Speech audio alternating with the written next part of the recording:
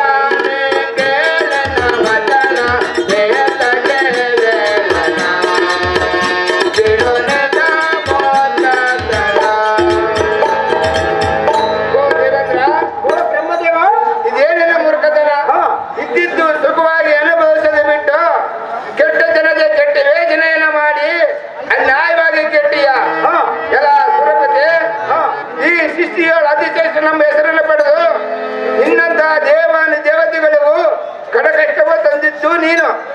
ಮನೆ ಮುನಿಗಳಿಗೂ ಭಕ್ತರಿಗೂ ದುಃಖಕ್ಕೆ ದಾರಿಯಾದಿ ನಿನ್ನ ಬಲವರ್ಗೂ ಅಸಾಧ್ಯವಾಗಬಹುದು.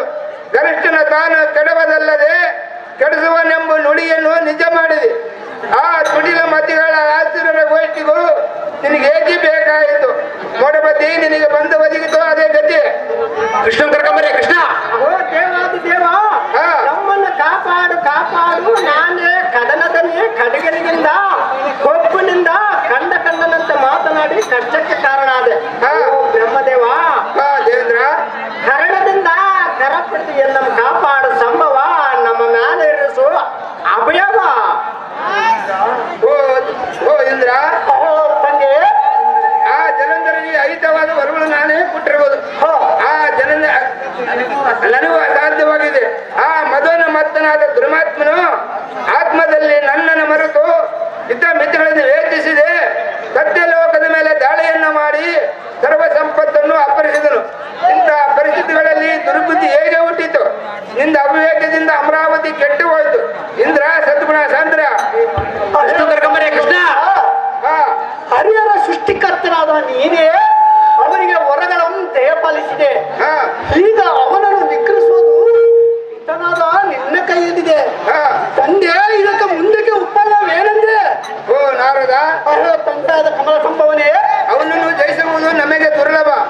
ಇದಕ್ಕೆ ಏನಾದರೂ ಉಪಾಯವನ್ನು ಹುಡುಕುವುದು ನಮ್ಮಿಂದ ಸಾಧ್ಯವಿಲ್ಲ. ಆದ್ದರಿಂದ ಈಗ ನಾವೆಲ್ಲರೂ ಕೂಡಿ ನಮ್ಮ ತಂದೆಯಾದ ಮಹಾವಿಷ್ಣುನನ್ನು ಪೂಜಿಸೋಣ.